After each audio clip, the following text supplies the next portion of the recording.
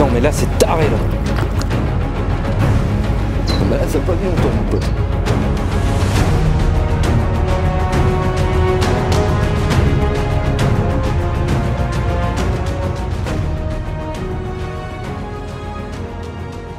Bonjour les garçons, merci à tous d'avoir répondu présent pour participer au tout premier Secret Fight BRTV.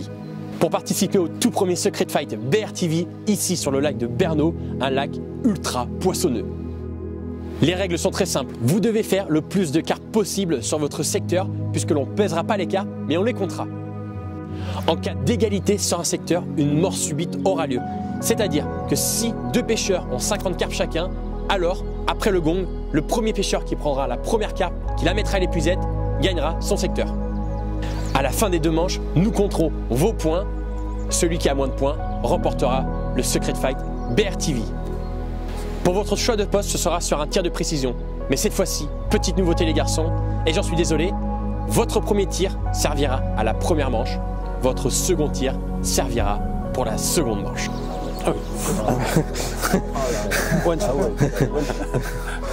Cette compétition va mettre à rude épreuve nos pêcheurs, puisqu'ils vont passer 2 fois 44 heures non-stop sur le magnifique lac de Berneau, lac réputé pour son nombre incroyable de carpes à l'hectare. Sur cette compétition, nous avons des pêcheurs de renommée, comme Mathieu Néra, champion du monde, champion de France. Mais aussi tout un panel de gros compétiteurs aguerris à la pêche de rendement. Une partie de l'équipe de France, comme Maxence de Parnay, qui était en équipe de France U22 2024 et l'est toujours en 2025. Nous avons aussi Kylian Rambert, qui était en équipe de France 2024 pour les U22, qui est aussi pêcheur de D1. Nous avons Aurélien Allouin, pêcheur de D1, équipe de France U22 2024-2025. Nous avons aussi Evan Bailimet, qui lui aussi était en U22 en 2024. Nous avons aussi des membres de l'équipe senior, l'équipe de France, comme Alexis Farfal, qui a été vice-champion de France en 2024 et qui rentre en 2025 en équipe de France senior. Tout comme le binôme qui cette fois-ci sont séparés, Pierrick et Jérôme. Eux rentrent aussi en 2025 en équipe de France. Ils sont champions de France en 2024 sur la première division. Ils étaient en 2023 champions de France D2 et D3. Nous avons aussi un pêcheur de renommée, Clément Fort qui a fini vice-champion de France en 2024 sur la première division et viendra aussi compléter l'équipe de France senior en 2025. Il est là pour batailler. Nous avons aussi pour cette première édition des pêcheurs de championnat première division. Thomas Werner qui lui était en première division en 2024, qui est parti de la division 3. Loïc Bourcy, c'est un pêcheur qui est venu des D3, qui a fait les D2 et qui est aujourd'hui en 2025 qualifié pour la première division. Loïc Bourcy donnera tout ce qu'il peut sur ce Secret Fight BRTV. Il connaît le plan d'eau, il a fait les D3 ici, ils avaient fini deuxième avec son binôme. Juste devant eux, nous avions Maxence et Thomas qui étaient là aussi et qui gagnaient les D3 sur ce plan d'eau. Comme dans toute compétition, nous avons un outsider. Et cette fois-ci, c'est Bastien Chassou. Il n'est ni en D1, ni en ECF, mais il maîtrise parfaitement la pêche de rendement en compétition. Maintenant que les compétiteurs sont présentés, place au lancer de précision. Lancer de précision qui va permettre au pêcheur de choisir son poste en fonction de son tir.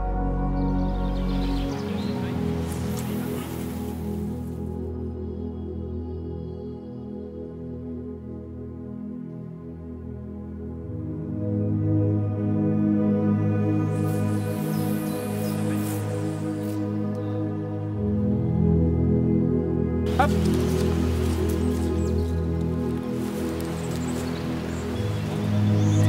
Hop là. 1m24. Bon, apparemment Maxence, avant de commencer cette compétition, tu avais quelque chose à annoncer à Pierrick.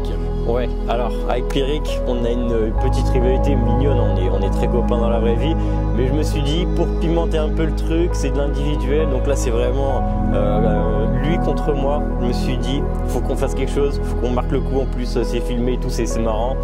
Donc Pierrick, je vais te battre, et ce qui va se passer, ça va être très simple, c'est que après, à la fin, quand je vais avoir la coupe,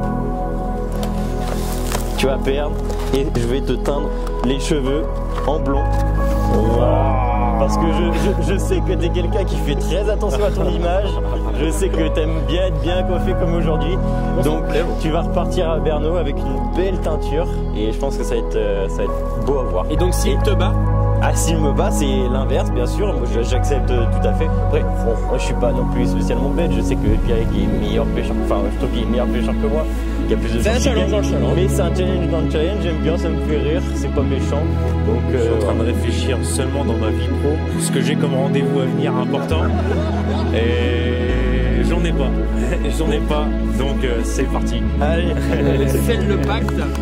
Voilà, un des deux finira quoi qu'il arrive à la fin de cette compétition. Allez les garçons, on part en pêche. On rentre enfin dans le vif du sujet. Les choix de poste ont été effectués. En première position, notre outsider, Bastien, qui lui ira sur le poste 14. Un poste d'aile si le poste 15 venait à être libre, ce qui serait surprenant au vu de l'activité observée la veille. Aurélien, lui, choisira le poste 9, un poste sur le milieu du lac. Quant à lui, Mathieu Néra, de son expérience et sans connaître le lac, choisit le poste 5. Lui sera-t-il poissonneux, sachant que la baie face au poste 3 et 4 est un point chaud où pourraient stationner quelques carpes. D'ailleurs, Jérôme Deparnay et Loïc Bourcy n'ont pas hésité à les prendre. Son fils à Jérôme, Maxence, a choisi lui en 5e position le poste 12, sur le secteur du haut du lac. Quant à Thomas Bernard, en binôme normalement avec Aurélien Loin, il a choisi le poste 11, un poste qu'il espère être bénéfique au milieu de tous sur ce secteur du haut. Pierrick Briand, lui, a choisi le poste 13, peut-être pour profiter du tas de carpes qui est entassé sur le haut du lac actuellement. De son côté, Alexis Farfal, c'est l'un de ses tout premiers individuels, et son choix stratégique a été de se poster au poste 10, sûrement pour peut-être être servi en premier si les carpes venaient à bouger cette nuit. Evan Maître Bailly et Kylian Orbert ont choisi les postes 7 et 6, des postes moyens sur le papier puisqu'ils ne bénéficient pas de réserve de carpes au vu du peu de largeur que offrent les postes. Enfin, Loïc Bourcy, ayant choisi sur la fin, bénéficiera du poste 3, axé sur cette petite anse, une réserve à carpes. Quant à Clément Fort, malheureux sur le lancer, il a eu le choix entre le poste 1 et 2, deux postes peu prisés. Seul ce premier 44 heures de pêche nous donnera les réponses que nous attendons tous. Mais qui remportera son secteur? Il est temps pour nos pêcheurs de se préparer.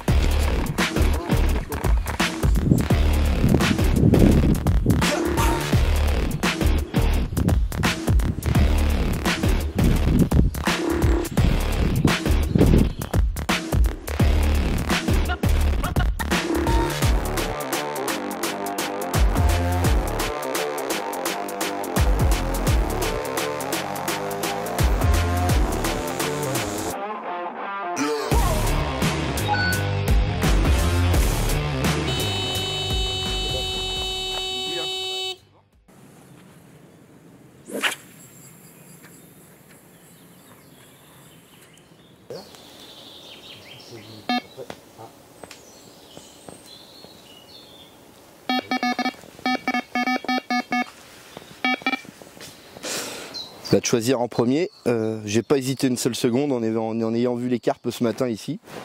Après, est-ce qu'elles vont rester là pendant 48 heures, j'en sais rien.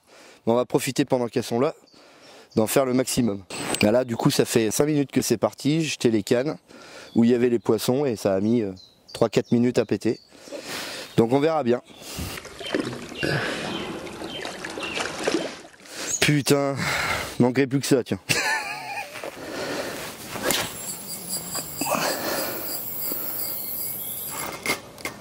Oh, touche à gauche. C'est parti, là. Putain, encore touche au retour. Je suis tombé sur un nid de carassin.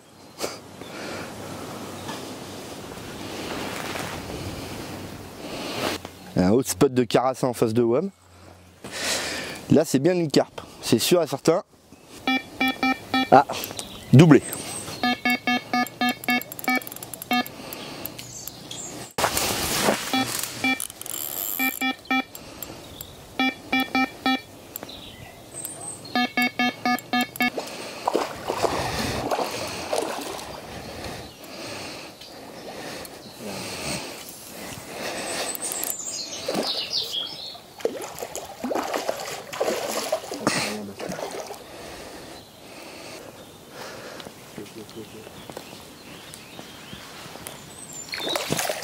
Je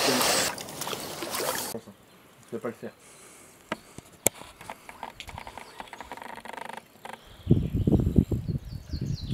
Tu l'as bien levé.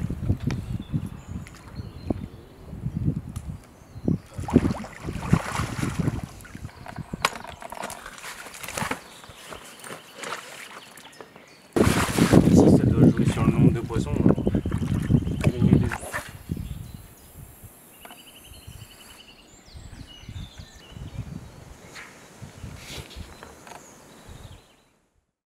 Bon, et ben voilà, pour le début du Secret de BRTV, je suis plutôt content. J'ai gagné avec Johan Bernard les 3e divisions ici, du coup ça m'a donné envie de retenter l'aventure pendant la compétition là, en plus c'est en individuel, donc ça me permet de voir un peu ce que je vaux par rapport aux autres grands pêcheurs d'ici. Donc après on a remis à peu près la même pêche en place qu'au Détroit, c'est-à-dire amorçage soluble, bouillette soluble red liver et puis des pelets. Et bon, c'est rentré sur l'amorçage, donc on va voir ce que ça dit. Voilà. On verra. Bien filleul. Et après on arrive à Alex et après ils en ont tous à droite de Alex, là, ils en ont tous pas mal. Bon, du coup ça fait 3 heures de pêche, c'est le 5e poisson. Bon, c'est un départ de folie. Si on est venu là aujourd'hui sur cette compète, ben, c'est pour se confronter aux meilleurs. Hein. Voilà, on est rentré en équipe de France cette année, on a pas mal de nos coéquipiers qui sont là, donc ça fait un petit challenge entre nous super sympa. Donc en plus de ça, le père Maxence de Parnay m'a donné un gage, vous le découvrirez dans la vidéo, donc j'ai vraiment pas le droit de me louper je pense ce coup-ci. Pour l'instant ça se passe pas mal. Je prends du plaisir, c'est le principal. De toute façon, vu les poissons qu'il y a devant, qui sautent de partout, à mon avis il va se passer quelque chose. À mon avis ça va chier.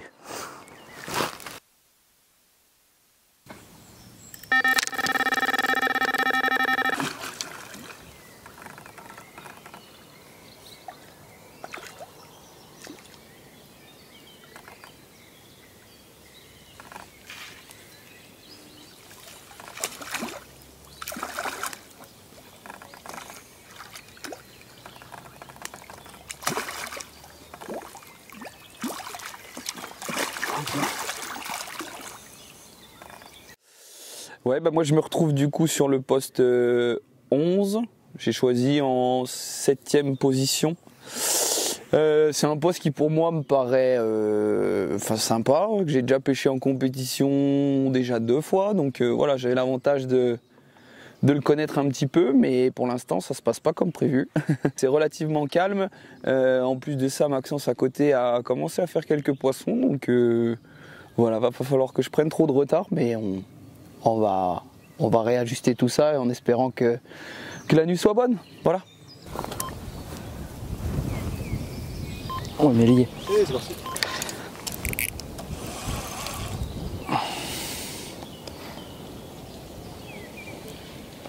Si ça veut se mettre en jaille, ça va être taré.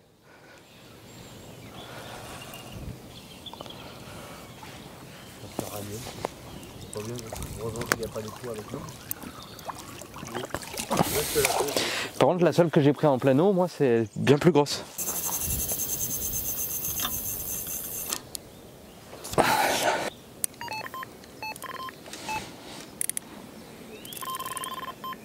Bah écoute, ça fait 5 heures qu'on pêche. Pour l'instant, c'est très dur sur le secteur. Bah comme pour, ouais, si, sur tout le secteur du milieu, c'est très compliqué. Après avoir début de soirée là, et puis dans la nuit, normalement, ça devrait se réveiller. Voilà, j'ai mis en place un coup avec tous les appâts d'habitude et puis bah il faut voir si elle rentre et sinon il faudra peaufiner ça dans la journée de demain. Pour moi c'est un peu compliqué, même pour l'ensemble du secteur, hein, ça reste compliqué. Il ne s'est pas fait beaucoup de poissons. La nuit elle va tomber dans moins de 3 heures. On espère que les carpes elles vont un peu passer sur nos postes. Je connais un peu le plan d'eau et souvent c'est des horaires vers les 23 heures où les carpes se déplacent un peu plus. Donc espérons que ça ouvre la pêche sur notre secteur et qu'on fasse le plus de touches possible. Mais bon, on démoralise pas, il n'y a pas de souci à se faire. Putain, ça me gonfle là, c'est la 5e d'affilée que je décroche là. Là je comprends pas pourquoi, pourtant j'ai pas des petits hameçons, mes montages sont bons. J'en ai aucune idée. C'est bien quand ça compte pas le poil. Les petites, c'est encore mieux. Mais quand il y a suffisamment de poissons, c'est vrai que le poids sur un même secteur, à part quand il y a vraiment moyen de trier. À cette allure-là, j'ai hâte de voir ce qui va se passer cette nuit-là. Bon, et puis moi j'ai la chance d'avoir mon fils qui est passionné comme moi, qui est au poste 12, Maxence de Parnay. Alors il y a une petite compétition dans la compétition encore, il y en a déjà une avec Pierrick, décidément Maxence est un homme de challenge, et puis il a son père quoi, donc ça lui ferait sûrement bien plaisir de passer devant son père sur cette compétition. Bon, après entre nous on se dit tout, on a des groupes de discussion WhatsApp, Messenger, où clairement on partage notre pêche, nos infos, parce qu'on pense qu'on apprend plus vite et qu'on va plus vite en étant plusieurs que tout seul, chacun de notre côté quoi. Et que en plus de toute façon mon poste c'est pas son poste et que la pêche est pas, voilà, il faut l'adapter à chaque environnement, chaque poste. Donc ça c'est intéressant. Bon voilà, après la première journée passée là, après un lancer de précision médiocre, un poste plutôt potable. Du coup dans la journée j'ai pu enregistrer 3 touches, 3 poissons. Les poissons sont pas trop présents dans la zone. Alors j'espère que cette nuit les poissons vont redescendre de la queue, où c'est qu'il y a moins d'eau, où c'est qu'ils ont pris le soleil toute la journée. Et qu'ils vont commencer à coopérer sur les amorçages, etc. Et que ça s'accélère un peu. Je suis pas loin, je suis à 106, la berge allée, donc c'est vrai, et c'est du caillou là-bas en fait. C'est que de la caillasse avec 30 cm d'eau, je pensais vraiment pas. Et ben ouais, lancer de précision catastrophique. Sur cette manche, je choisis donc dernier. Après j'ai espéré quand même qu'il me reste le 2, en me disant que le 1 serait très certainement vacant. Donc on va dire que c'est le moins pire. À choisir, je préférais ici avec un vacant à côté, en me disant que ça stockerait un peu du poisson. Mais voilà, c'est quand même pas top. On va essayer de sauver les meubles. Et puis on verra sur la deuxième manche. De toute façon, le lancer est mieux, donc on aura peut-être un meilleur poste. Après, celui-là, il peut dérouler rapidement. Il y a certains enduros où le 2, il a fait des résultats. Surtout quand le 1 est vacant. Il faut juste espérer qu'il y ait un peu de poissons qui soient stockés contre cette digue et arriver à les prendre intelligemment, petit à petit, sans épuiser le poste. C'est ça qui va être le plus dur. Même si le nombre de carpes peut paraître dérisoire pour les pêcheurs connaissant le lac, ce début d'année est plutôt frais et pourrait être l'élément négatif qui ferait ralentir l'activité des carpes. Notre outsider basséen se met en pole position avec 13 carpes en ce début de compétition, suivi de Maxence de Parnay avec 10 poissons qui n'attendent qu'une chose, que la nuit tombe pour tenter de prendre le meilleur sur ses concurrents. Pierrick, lui, est dans les coulisses en attente de trouver la pêche pour prendre le meilleur. Quant à Thomas, c'est le néant total. Pourtant, ce plan d'eau n'avait pas de secret pour lui. Est-ce un mauvais choix de poste ou bien du matériel non adapté pour la distance? Sur le secteur B, Alexis Farfal survole son secteur, puisque Kylian a passé son temps à décrocher les carpes et Evan et Aurélien, eux, contemplent les paysages pour le moment. Il va vite falloir faire quelque chose pour entrer dans le Secret Fight BRTV. Quant au secteur A, au plus bas du lac, Mathieu Nera assure ses arrières en mettant une avance considérable à ses adversaires. Loïc Bourcy, lui, dans les starting blocks, il doit vite trouver sa pêche aussi pour essayer de prendre le meilleur sans Mathieu. Quant à Jérôme de Parnay et Clément, seuls 2 carpes sont venus sur cette première journée. Nous connaissons Bernaud de ses résultats incroyables en compétition, mais ce début d'année ne ressemble pas aux autres saisons où les compétitions ont l'habitude d'y être. Ce fight va donc se jouer au mental, mais aussi à l'approche. Rien ne va être facile. Maintenant, place à cette première nuit qui pourrait déjà être déterminante. Dans le prochain épisode, nos pêcheurs auront encore 2 nuits et une journée entière. Les conditions météo vireront à la dépression, ce qui va aider les poissons en seconde partie à se nourrir. En attendant, pour continuer à voir ce Secret Fight, n'hésite pas à t'abonner. C'est un stylé d'un carassin sur la canne de gauche. En tout cas, cette compétition, les gars, je peux vous dire qu'elle est complètement tarée. Donc voilà, par exemple, sur cette... J'étais serein avec la petite fusillette. Ouais, chez Pierrick, là, je te jure, dans 5 minutes, ça déroule. Oh non, putain!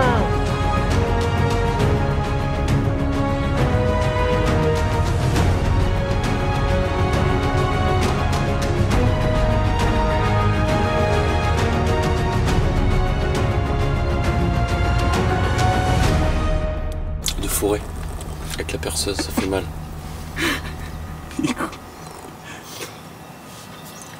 C'est éco plus, hein. Mais t'occupes, ça marche quand même.